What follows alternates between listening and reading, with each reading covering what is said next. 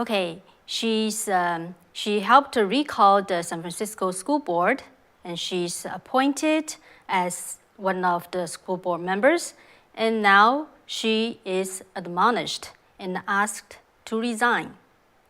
That's Anshu. That's the story we're gonna talk about today. So welcome to our show, everyone. I'm your host, Kathy Zhang. So San Francisco School Board meeting turned out to be chaotic this Tuesday night, August 2nd, to the point that the board president had to recess the meeting for 15 minutes and then had everyone come back again. What's the reason? It's reported that one of the school board members, the commissioners, made racist comments about Black and brown families and students. So the board held this special meeting to discuss whether or not to admonish her. So that's Ann Shu, a retired engineer who was actively involved in the recall campaign and was later appointed by the San Francisco Mayor London Breed after the recall was successful.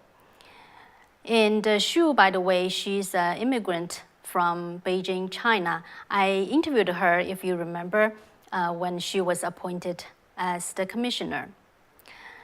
So what happened was a while ago on an endorsement questionnaire from a local group called SF Parent Action. Anshu responded to one of the questions on increasing academic outcomes for the most marginalized students. And that's what she said when she answered this question. Okay, let's see that. She said, from my very limited exposure in the past 4 months to the challenges of educating marginalized students, especially in the Black and the brown community, I see one of the biggest challenges as being the lack of family support for those students. Unstable family environments caused by housing and food insecurity, along with lack of parental encouragement to focus on learning, cause students to not be able to focus on or value learning. So what do you think of this comment? So we're going to discuss that, and actually I wanted to know how you think. How do you think? Do you think this comment is problematic? Is it racist?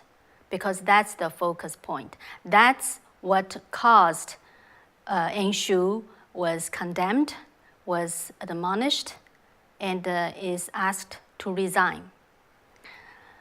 So according to some local media reports, Anshu cited unstable family environments and the lack of parental encouragement to focus on learning as one of the biggest challenges in educating Black and brown students. That's why she got backlash. And the backlash was swift and fierce.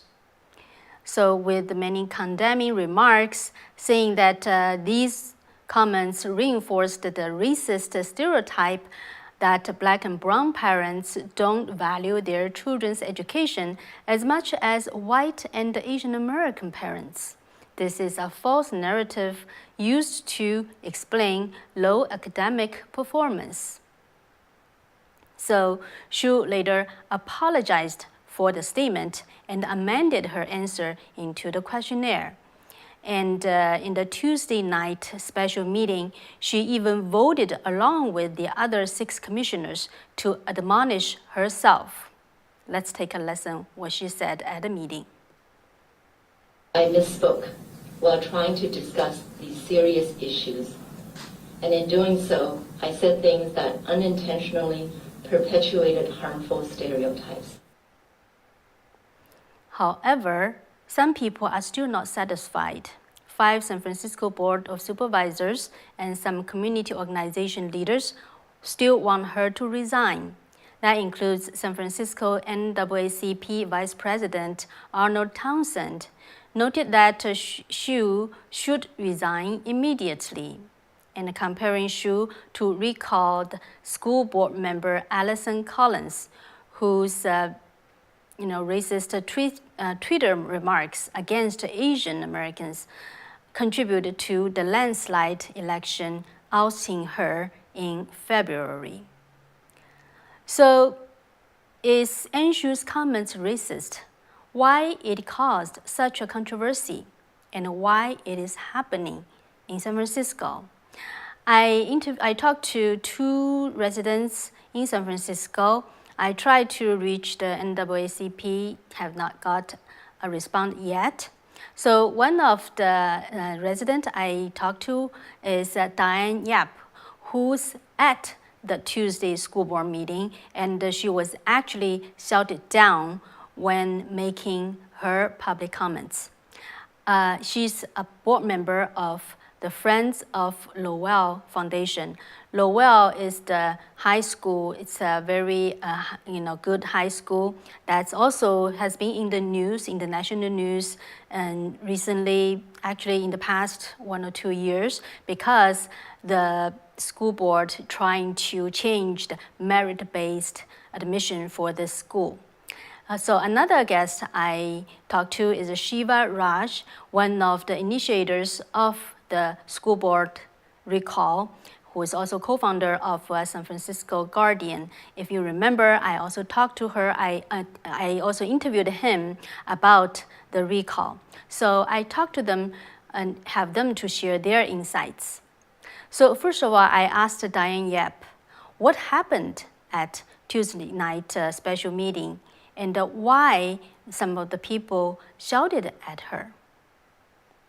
So President Jenny Lam decided we could each have 15 minutes for public comment.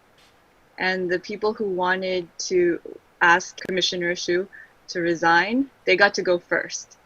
We listened through all of their comments. They even took up some of the time pretending to be supporters of Commissioner Shu. But then after 2 or 3 of our side's comments, I was maybe the 3rd or 4th commenter. Just in the middle of the comment, they started yelling, racist, shut it down. And so President Lam couldn't get control of the room, so she had to just make everybody leave for 15 minutes. What do you make of it, and why they shout at you? The part where they started shouting, I was saying, Commissioner Shu, she's not the problem, even if you make her resign. The real problem doesn't go away just because she's not a commissioner anymore. And then I talked about how chronic absenteeism results in students who are unable to read at grade level, less likely to graduate from high school, from college, and more likely to be in prison one day. And that's the part that people should be upset about. And that's when everyone started shouting, racist, shut it down. Even though I didn't mention race at all. This is true for students of all races. If you don't make it to school, it's hard for you to learn how to read. And if you can't read properly, you won't graduate. It's hard to get a job. You might turn to a life of crime.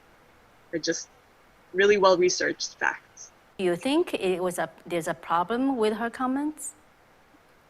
No, I think the only problem is that she's not a politician, right? She's experienced in business, and she's a problem solver, and I believe that her immigrant background makes her speak more directly, more bluntly.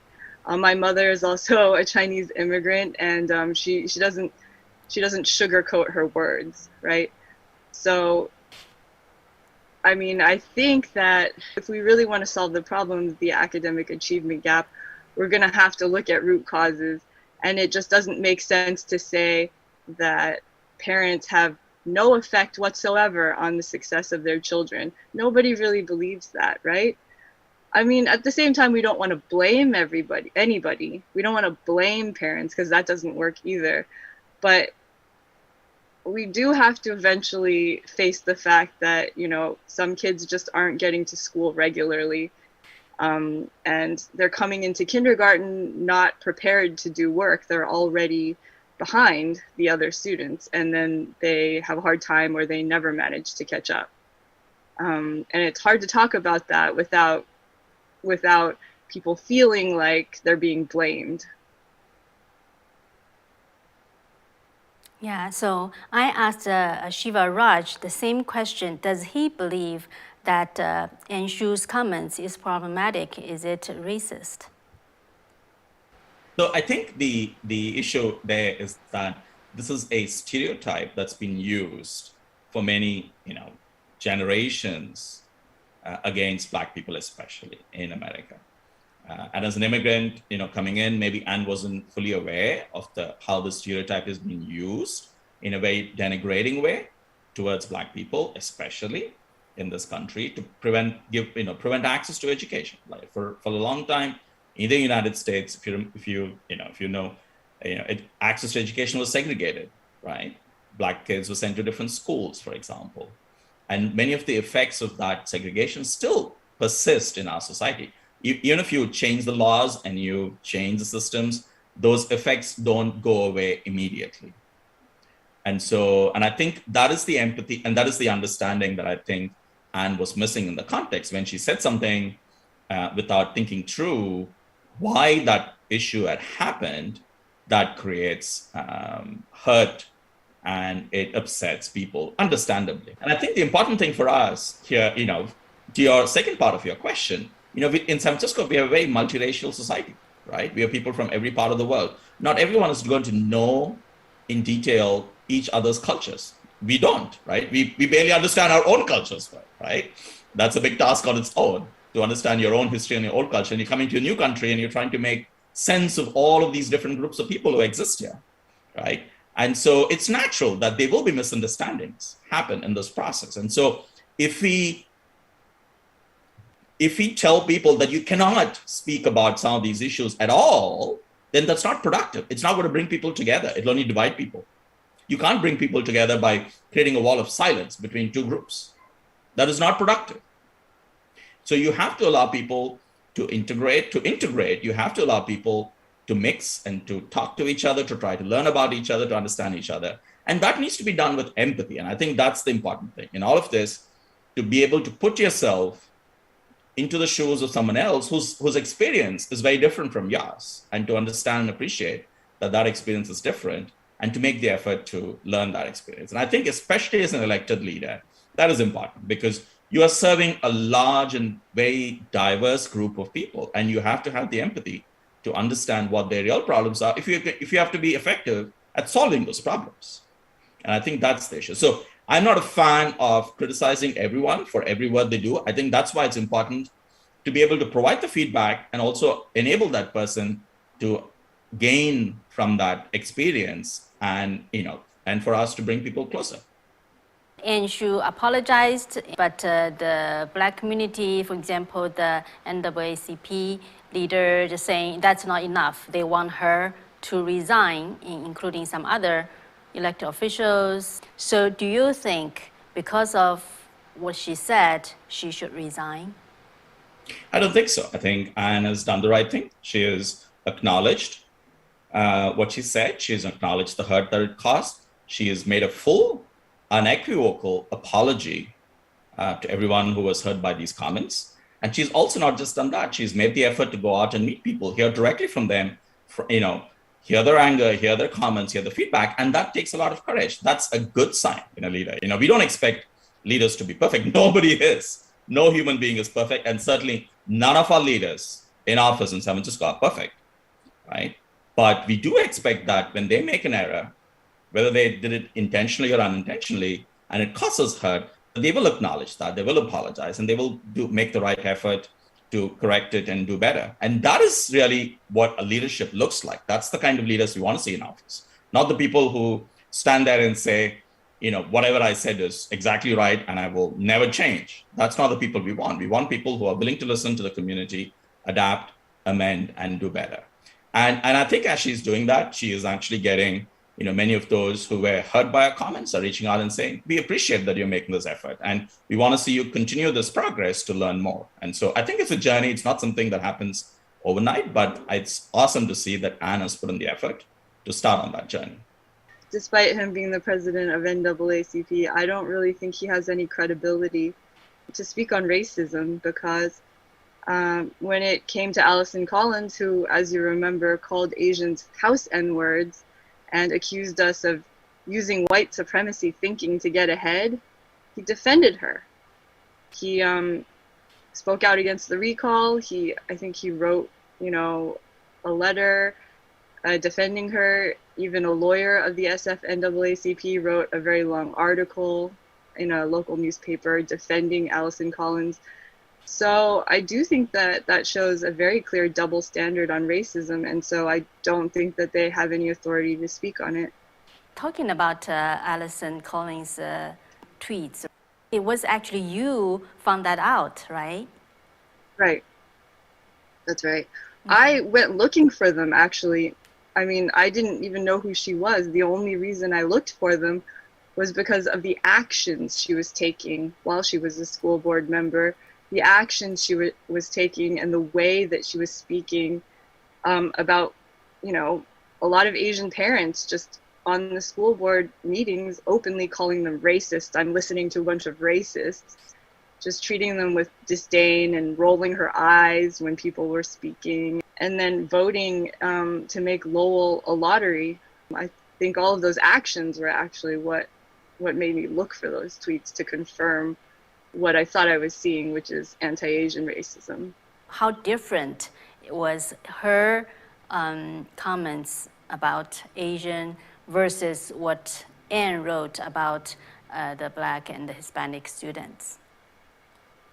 Right. So what Anne wrote, I've heard that what Anne wrote came from her conversations with people within the Black and Brown communities, that she spoke with parents and teachers, and these are the challenges that they suggested were the biggest challenges to academic success in those communities. I mean, I can't confirm that. I didn't hear it firsthand, but I mean, it wouldn't be surprising to me if that were in fact true. And she was trying to solve a problem. She was asked, what can we do to help increase the academic outcomes of the most marginalized students?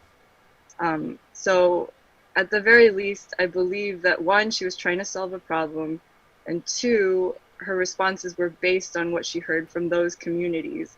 So I don't think it's really fair to compare it to what Allison Collins said at all, because what Allison Collins said was clearly, out of anger. She, it was just basically a racist rant against Asians, relying on stereotypes like, oh, Asians are so quiet, oh, Asians are so sneaky, they're trying to use white supremacy to get ahead, oh, Asians are just, house N-words.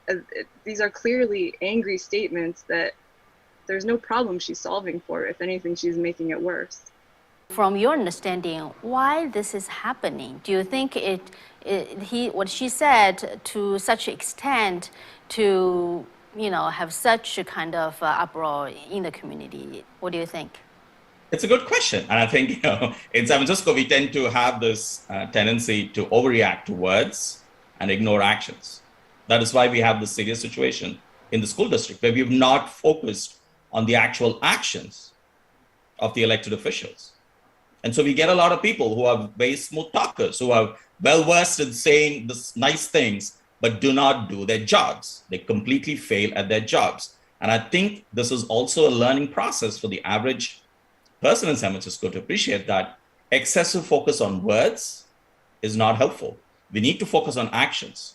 We obviously need to hold people accountable when they say things that are hurtful and enable them to make the journey to not being hurtful and to recognize that. But in the end of the day, no children are going to be served in the district if we don't actually do the right things. If we don't educate them, if we don't focus on getting our school district, which is still in serious crisis, to recover. And there are a lot of people in the San Francisco political environment whose only job is to criticize other people. So I would ignore those people and focus and talk to the actual parents on the street and actual parents in the community. Speak to parents, understand what their needs are, and focus the energy on addressing that, and you will be fine. Ignore the talking voices. Just focus on the needs of the community that you've been elected to serve or appointed to serve in this case.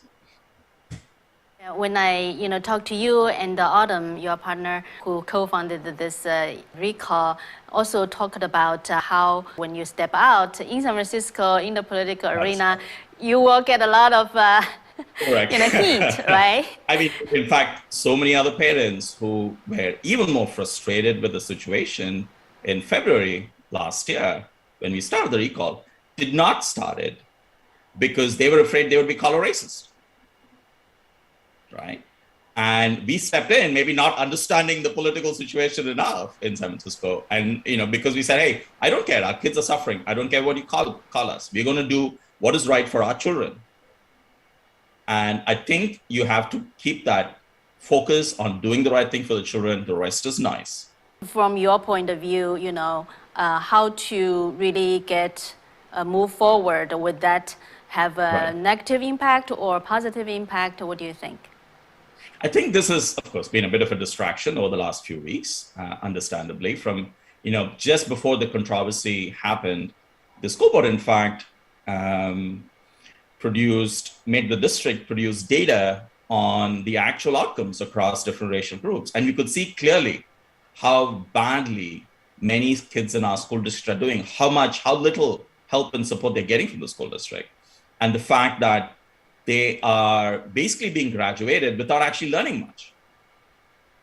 The school district is just washing its hands of the responsibility of actually educating so many of our children. That is really the thing we should be focused on. That is really the biggest challenge.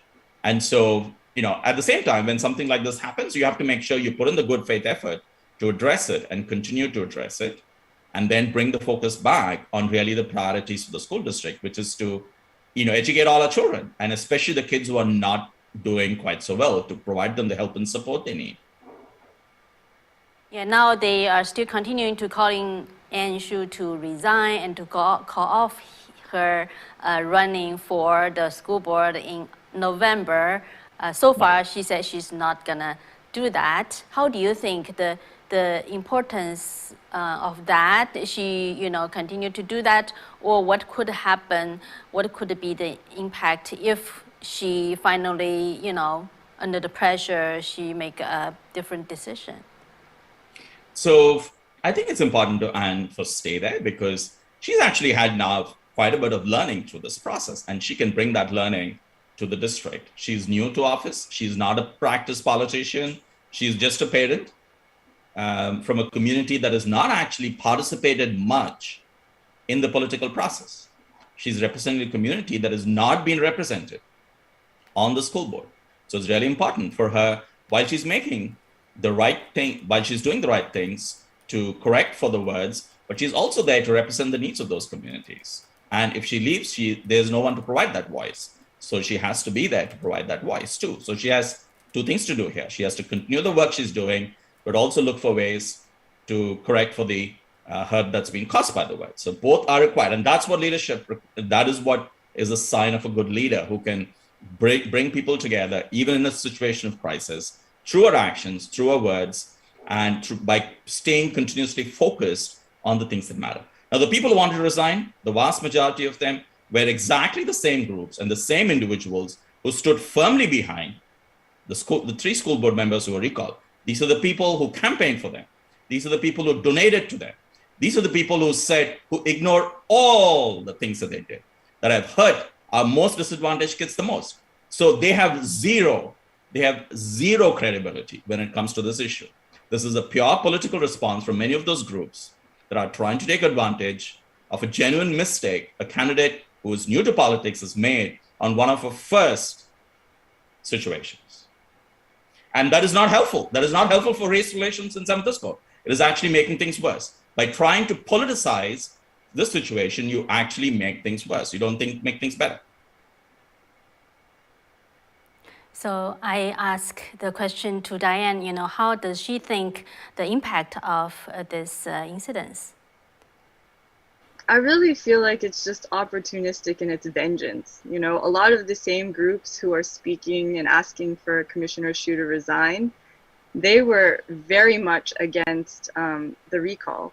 For example, UESF, the African American Parents Advisory Council, the NAACP, all of those groups were very much against the recall.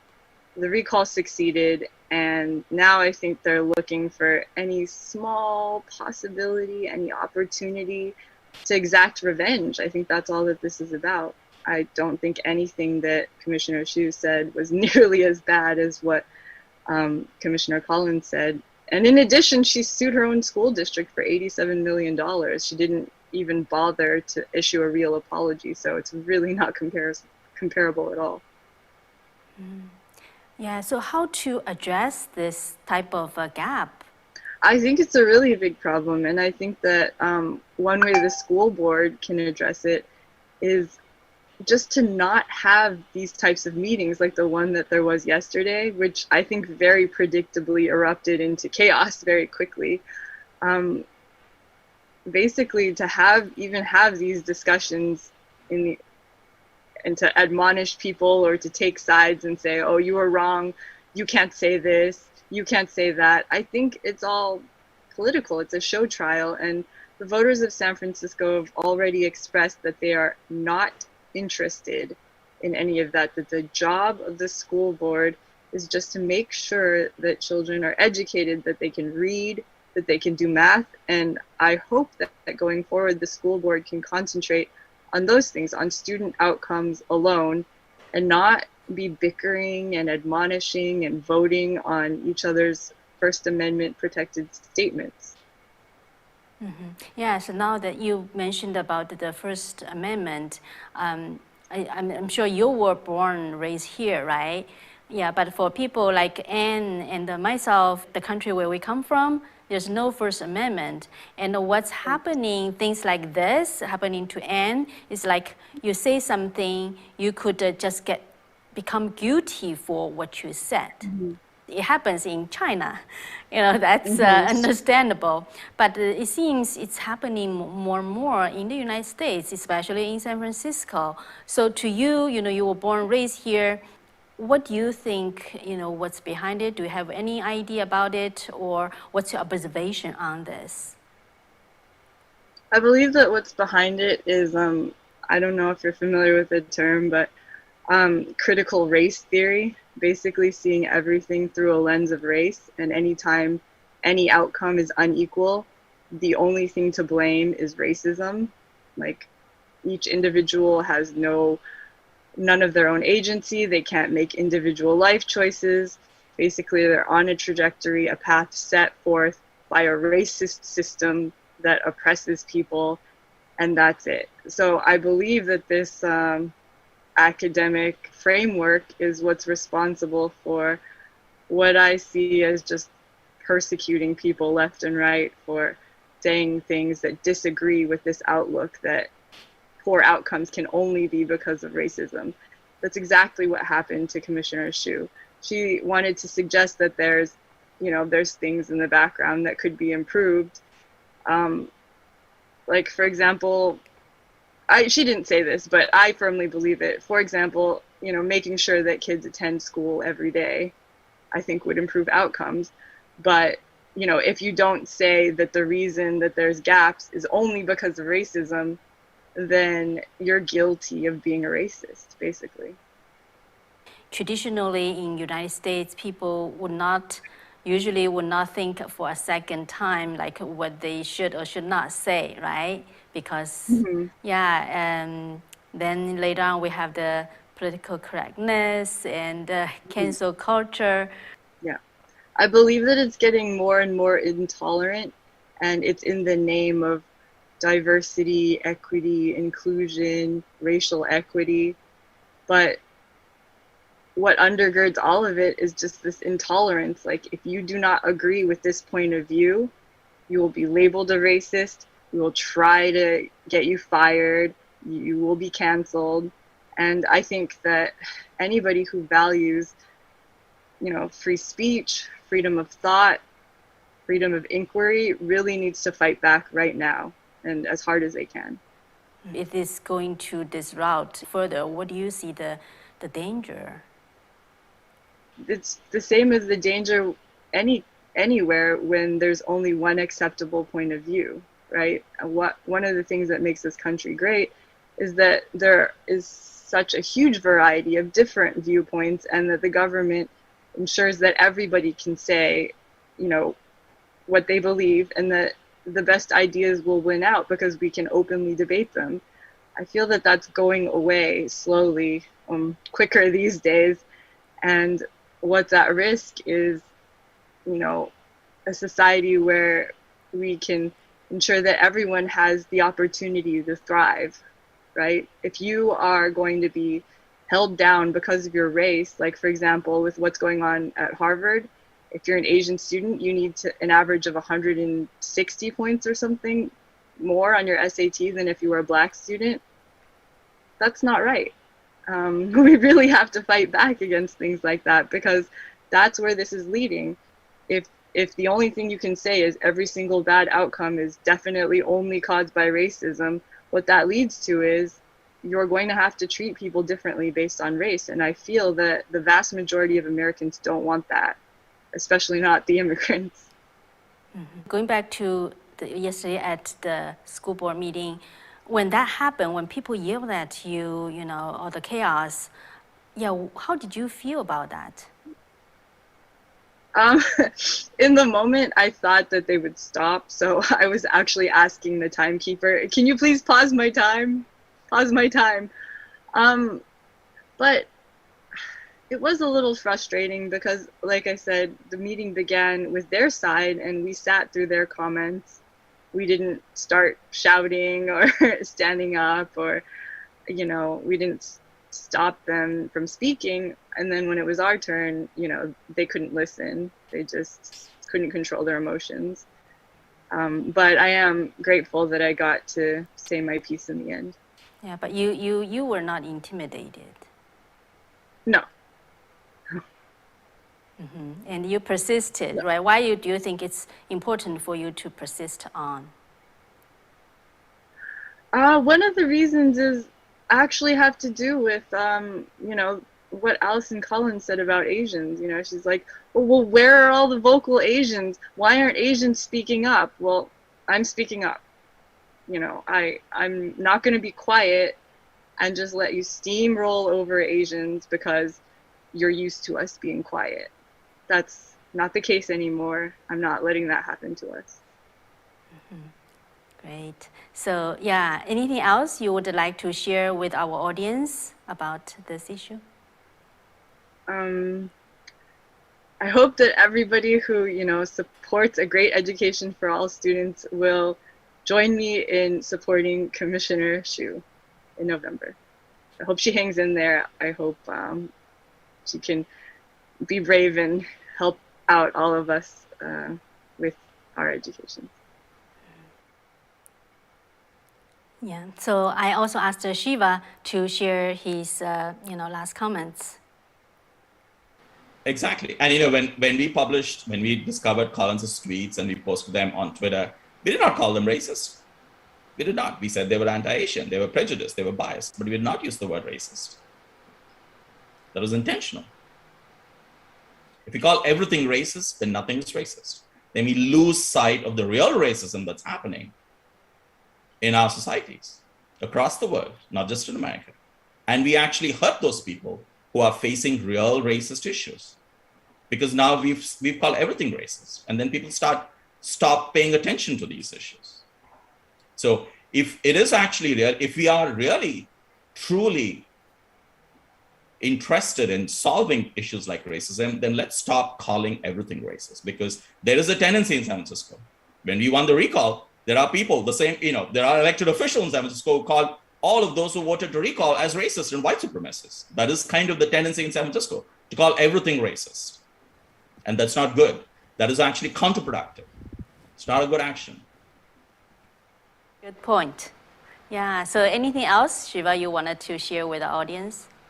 I think overall, you know, for me personally, just looking at like everything that has happened post the recall and kind of the ongoing, you know, debates and issues, I think there is a real desire amongst the people. I think the first thing we have to acknowledge, the voters actually don't want this stuff. They don't want to see us obsessing about what people are saying and ignoring what people are doing. The voters don't want that.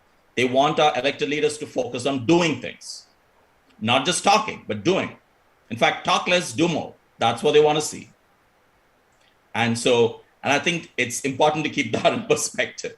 right? And the second thing is, I think this is an important process for both communities. I think it's an important process for the Asian American community to get a better understanding of the other communities that exist. And it's important for the other communities to also get a better understanding of the Asian American communities, because these are big and large communities in our city.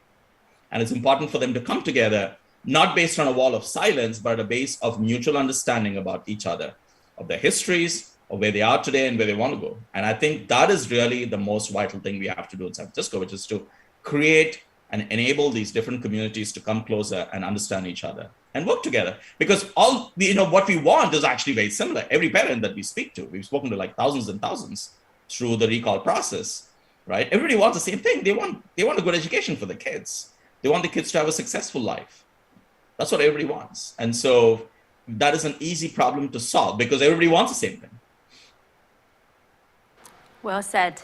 Thank you, Shiva, for sharing your thoughts with us. You're welcome. And thank you so much for having me. All right. So, yeah, how do you think? Do you think what Anshu commented about the Black and brown families, anything wrong with it? Leave your comments there. And do you think she should apologize? And she also, voted to admonish herself. So how do you think? And let's see some of your comments. Daniel, you said that they are attacking her because she's Asian. These type of statements have been made to others, and there has been no reaction. Okay, yeah, and Daniel, you also said that this is what you typically find in California. That's what I was told by some other people I talked to. They are not available to be on screen, on record, but they said that's a very typical political, kind of a stunt. And so on the farm, you said, sounds like somebody hit a nerve, right? Definitely hit a nerve. And Dave said, thank you for reporting this in depth. You're welcome. I think it is important to go beyond the story, and really there are a lot of issues involved. As I speak to Diane and Shiva, I learned a lot by myself as well. I hope you too. So a lot of things, if we don't want the things that we don't want to do is pit against each other, but rather should try to understand each other. And this is about America, right? So on the farm, you said no need to sugarcoat it. If it's true, they just say it, right? I agree. And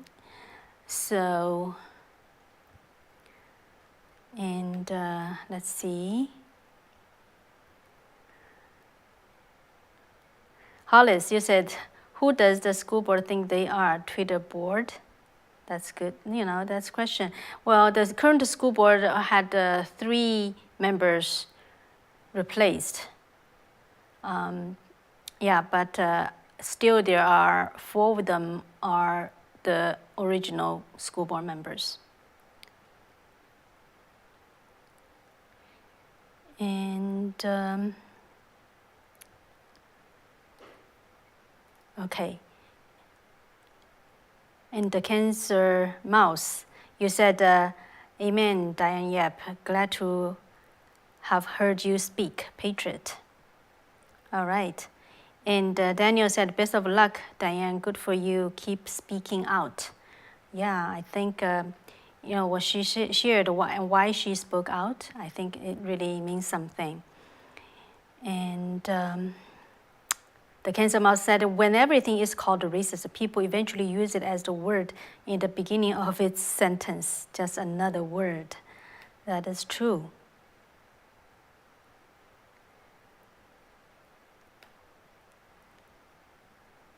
Matthew, you said, when I say something and I believe sincerely what I said is correct, I do not apologize. Thank you for sharing your view. And the cancer mouse, I think you probably meant Anne, right? I would not have apologized. Okay, I know what you mean. Yeah, so yeah, hear you. Thank you for sharing your thoughts with all of us. All right, so yeah, it is the situation is still developing. We will keep an eye on it, and we'll report to you any of the new developments. And this is California, that's San Francisco, but I think things are changing, as you can notice, right? And Tim Jackson, you said she should keep speaking out. I'm Black. I agree with her. Well, thank you for sharing what you think. All right. So, yeah. And so, again, thank you for staying with our show today. And we'll see you tomorrow night. So, take care and good night. Bye bye.